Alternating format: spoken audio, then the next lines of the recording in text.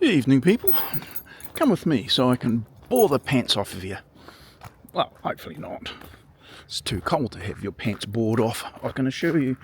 Anyway, we just do the lock up and then I'm going to head out to the garage. It's quite successful today, actually. So, yeah, in a good mood.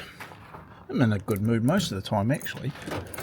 But had a bit of a tidy up. Yeah. Wow, that's going to put me in a good mood right there. Excuse me. We're sneaking in the other way this time. I've opened up the gate. Right. What have I done today that made me so happy? Well, I did a little bit of work away from the house. And then when I came back, well, from the workshop, when I came back, I tidied up more the workbench, because I had to, because I'm about to do the assembly. And then I started doing all the prep things necessary for me to make the experience more productive. So, I've got my two drill guide rails out. These are mainly for like a drill guide for dowels. It's not that you have to use dowels only, but which I'm not. So I've got them set up so that I drill two holes here, the stopped hole for the dowels, then one there that goes right through for a screw. I repeat that three bushing guides set up there, and this one here, which is near the back of the panel. I make up a second guide so that I can drill the holes for the pins that I'd be using for the shelf support. Now, I don't need a whole series of holes up and down the cabinetry. I just need one at the front and one at the back. What I've done here is I've made up two, a left and a right, panel that represents a shelf. And that way, when I put my first set of holes along the bottom edge, I can then take this, insert it into place with the locate, like the dowels. So that is now a quasi. It's a proxy for the shelf. I can then I cut this, which is the reason I've really come out here. I've cut this at 119 millimeters. I can put that on the shelf, on the proxy, bring my rail down, and I can drill the appropriate holes for the next shelf. Then I can take this out, pop that into the holes for the for that shelf, and I can repeat the process going up and doing all of the holes in one sequential process.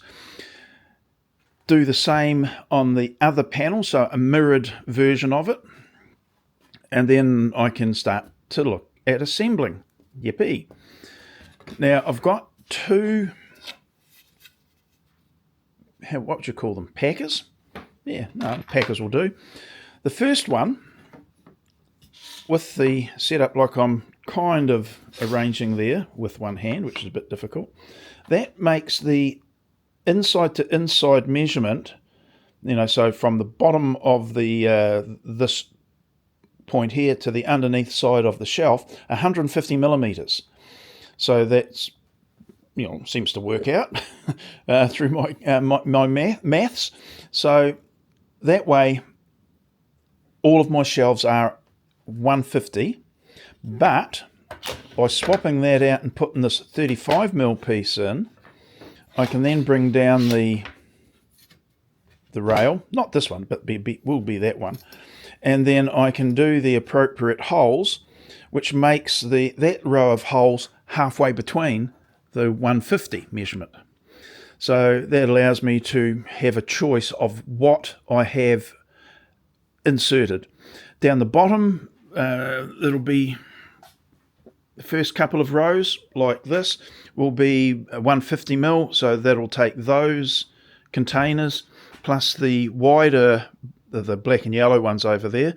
They'll take those, so there'll be two rows like that, and then after that I'll have the shelves at 150, but the little holes for the shelf brackets in between that. So it allows me that flexibility.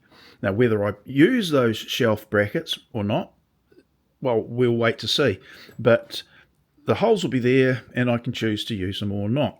So that's good. Now, that was the preamble. But I needed to get these two packers made, so I broke out the parallel arm again. Yippee! And after becoming familiar again with the demands of it, I set it up, moved it to around about 90 degrees, measured off fixed points there and fixed points there, adjusted it by about 1.5 mils at this point, measured it again, pretty good. And this was just a bit of a guess actually. I set it up to do the 35 mil cut, proceeded to do that, measured it, and wow, it was but within less than about 0.5 mil out, so I just left it alone. Then I did the same for this one, and that was 119 mils, and I was able to use the saw as a milling type of tool.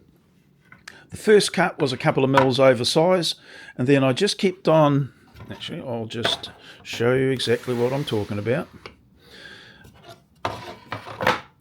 I'd have it like that, and I could then adjust the little, the thread, the 1 mil pitch thread. I could adjust it in a little amount, rotation or fractions of a rotation to push this out that way in fractions of a millimeter increments, run my saw down it, and I was very conscious of not trying to tweak the saw, because if you've got your adjustments right, there is not much play in the saw at all, if any. But I was mindful of putting the pressure on as evenly as I could so that the teeth were milling the edge of the board, which I'd already cut, remember. And I'm adjusting it. And by that way, I was able to use the digital calipers to chase down that last fraction of a millimeter. I probably could have stopped one cut earlier. And so I'm probably a 1/10 of a mil at most undersized, around about that. So that was pretty good. And it was just being able to dial in the parallel arm gizmo easily, now that I've got a process to be able to do that, made the use of it just that much more productive and enjoyable. So yay for having done the work previously to be able to then use this. Now, if I go to... if I move this, there's a really good chance that I find some tiny little inaccuracies. Well, that's okay. I can quickly, after relocating it, bring it back into the one position it's got the least, how would you say, the smallest of any inaccuracy, or it's got the best tolerance, put it that way. So at 90 degrees, everything's nice and tight. I simply make the measurement at 2 points on each end, adjust the little bolts here accordingly, thrust backwards and forwards the actual rail, bringing it into parallel, and then it's because I've already done the work to get it as parallel as possible. When I move it into that position, I know that it's going to have high degree of accuracy, as much as I've been able to build into it. So yippee.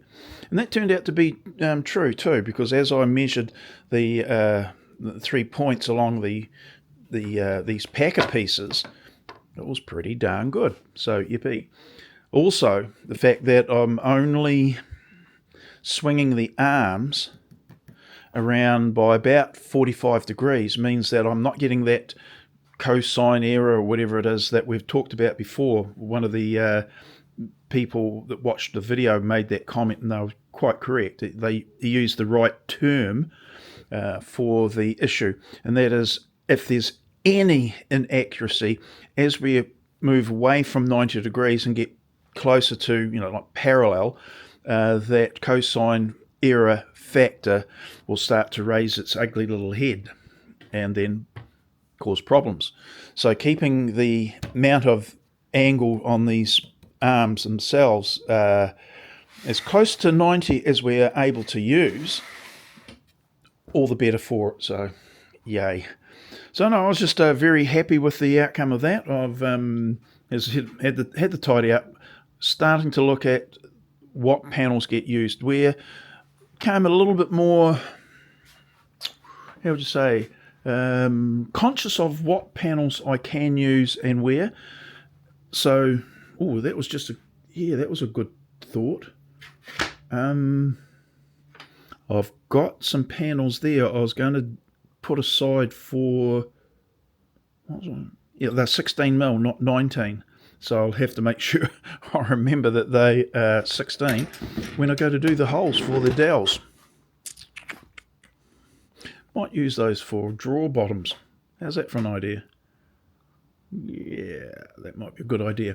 Okay, well that's it. No, I told you I was going to bore the pants off you, but liking the use of the parallel arm again because of its ease of use. Yay, and its ability to be tweaked adjustment-wise whenever I need it. Because when we do move it around, we stand that possibility of introducing a little bit of an error. So, yay. Dust extraction worked really well, again, as it should. Everything's working towards me getting these units done. I had contemplated and mentioned in another video whether I leave it or not, like whether I post it or not, but whether I make a third unit, and I almost went down today to have a look at the place where I get the custom wood to look for some more, and I thought, no. Look, it may well be that by the time I tidy all this up, which does need tidying, that I'll have sufficient capacity where I won't need to have a vertical storage unit. It may well be that these two cabinets will take the overflow of what I've got here. So yeah, and I thought we'll just hold off. May well remake them for the new workshop, but at the moment there's no need for that. Plus I've got this other storage unit here which is being grossly underutilized at the moment, so we would probably pay to hold off just now doing anything extra. Get these done, get them populated with the storage containers as I deemed necessary, and maybe look at these ones, rationalising them. But there's a lot of screws and bolts and what have you that they're kind of like never going to be used by me. Some of them were there, but many years old. The old wood screws, the tapered wood screw, the straight cut in, those type. And there's just bits and pieces that probably would be best got rid of out of the workshop entirely, out of those containers anyway. So it may, I know, I'm just guessing, may not need the third unit. We'll see. Get this done. Everything's prepped, ready to go now. So tomorrow I don't think there's any interruptions tomorrow, Wednesday. Get them assembled, and it could hopefully happen quite quickly. So, righty-ho. Well, that's it. Nothing monumental. It was just that it was well appreciated by me today that things went as well as they did. So, yippee. And it's almost starting to get the feel that I'm regaining my workshop back, or the floor area back again. So that can't be a bad thing. Rightio, people. I'll catch you later, probably tomorrow, and hopefully with some more progress.